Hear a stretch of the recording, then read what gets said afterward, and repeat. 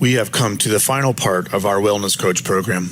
Now, as you move through Part 7, try reflecting back to those concepts or ideas that have been conveyed up to this point. Like every chapter, we will begin by reviewing learning objectives and then move through some final points to be aware of before you actually begin coaching services with your clients. You will find that you intervene and interact with clients at different stages of readiness. You will also interact with clients at various stages of health and wellness, such as those who are at elevated or high risk for disease based on lifestyle factors or their behaviors. You'll have plenty of opportunities to coach clients who are apparently healthy and simply want to stay that way. But this will mean that you need to be able to assess your client through both observation and through physical means. Your assessments will produce results that influence the decisions made between you and your client. While it might be obvious for either you or the client to know of what specific behavior changes are needed to improve wellness, your assessments might reveal even more that require exploration. Some of these items might be priorities, requiring immediate attention, whereas others will be side effects of the change process or lower on the scale of priorities. Effective wellness coaching will require that you factor all of this into strategies and then to involve your client in the process of improving their wellness using a client-centered approach. We have emphasized the structure of a one-on-one approach with wellness coaching, but we also want to encourage a more client-centered approach whereby the client determines what changes need to be made in order to improve their overall wellness. Remember that many of your clients will be working with the wellness coach for the first time, or they may have had different wellness coaching services in the past.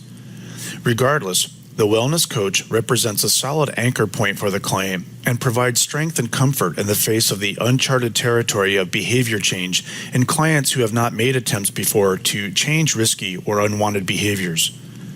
When you are aware of what clients are looking for from a wellness coach, you are delivering your service from a client-centered approach because you are considering what the client looks for from within you.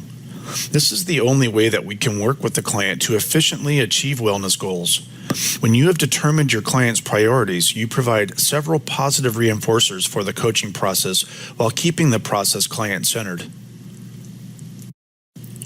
Part of taking a client-centered approach means that we have to understand what's important to our client. We use what we call the importance ruler to assess this from our client.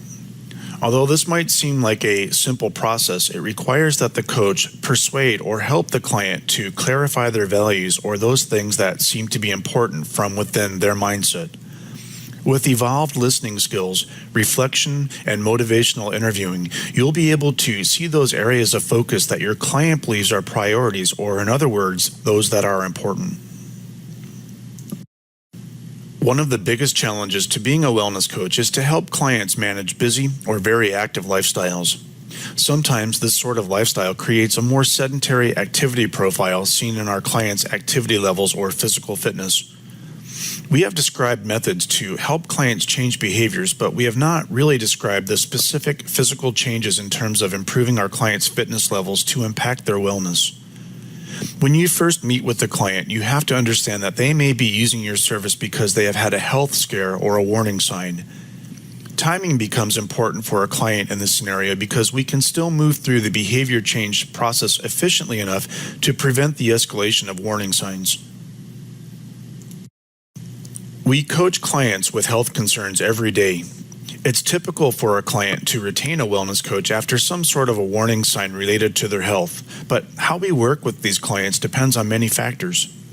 The level of intensity of our coaching interactions is sometimes based on how we assess our client's current state of health and wellness. For a client who has a known disease, prevention efforts are not going to be effective because that opportunity has come and gone. Therefore, we have an obligation to focus on behaviors from the client that are seen to be more risky or contraindicated. If you should find yourself coaching the client who has been diagnosed with a chronic disease or condition, they are already working with the medical professional. This requires that you understand that your role in the coaching process becomes one of managing directives from the medical professionals, and in this way can be viewed as a lifestyle prescription.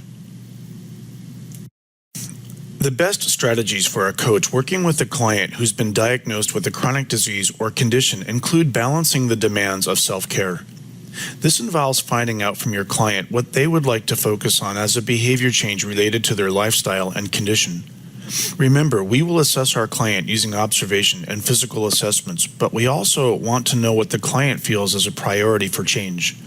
Once you have the groundwork mapped out, it's time to ask the client to commit to the small steps toward an end goal of improving their wellness. We have described biometric assessments for your client in Part 5. With the results of these assessments, you will be able to determine what the needs of your client are as opposed to what the client's wants are. Needs and wants are two different things. A client may say that they want to lose weight, but we know that they will need to do certain things in order to do that. We also need to assess why our client is making a step toward changing something in their health or wellness. Remember that we use those listening for skills to do this. We need to be able to clarify goals with the client, but for the process to be effective, we also need to know what motivates and inspires the client to make these changes at this point in time. Physical assessments cannot be substituted in terms of their relevance, impact, or importance to you. But when you can use a health risk assessment with your client, it will provide the client with more useful information about their health and wellness. HRAs, or health risk assessments, are commonly used to gauge where a client sees themselves relevant to various wellness indicators. This will include typically both emotional and physical markers. HRAs use a self-scoring system whereby the client ranks how they feel about certain areas of focus, ranging from alcohol intake to sleep and anything else in between. Because the information is completed by the client, it reveals their perspectives about their current state of wellness. HRAs are structured to encourage honesty and confidentiality. In this manner, your client's priorities are revealed as well as perspectives about current health and wellness status and willingness to change.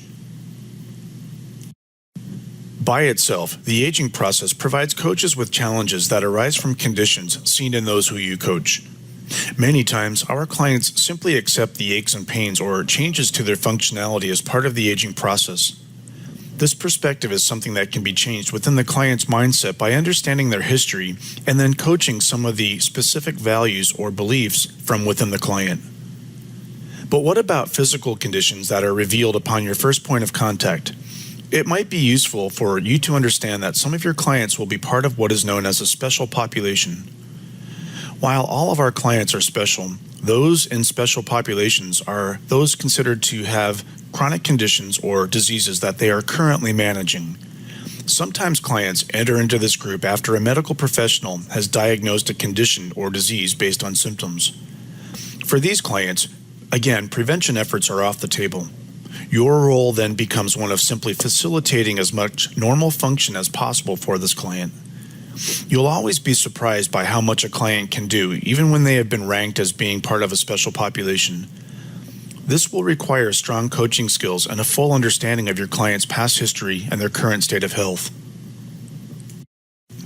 Like we've mentioned, clients very easily buy into the aging process and believe that there's very little that they can do to prevent the onset of feeling old or fighting off the negative consequences of being complacent about their health with advanced age. If your client has come to you with a medical diagnosis, you are working with someone who has established a relationship with a medical professional, and if your level of credential is below that of this allied or health professional working with your client, you must be mindful of the limits that you are under. This will affect the level of intensity during the coaching interactions. For some, you'll be simply helping them to manage conditions or their disease. A great example is a diabetic client who you follow up with based on directives from their endocrinologist. When you work with a client who has needs outside of your scope or expertise or field, you must get a medical clearance in order to move forward. In general, it's safe to follow ACSM guidelines and terms for how we intervene with clients and work with them toward facilitating healthy behaviors. Throughout this course, we have mentioned several conditions or physical states that require improvements from our client who's willing to make such changes.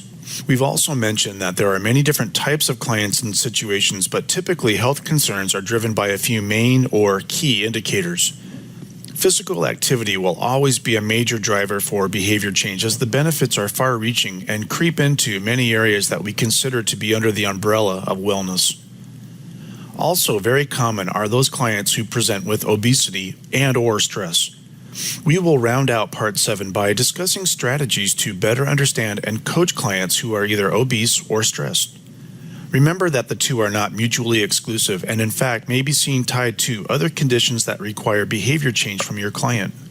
Think of it this way: you are establishing some priorities, and stress or obesity can be considered priorities for behavior change as they are also far-reaching, and the wellness profile of our client is affected by their status if they are at risk.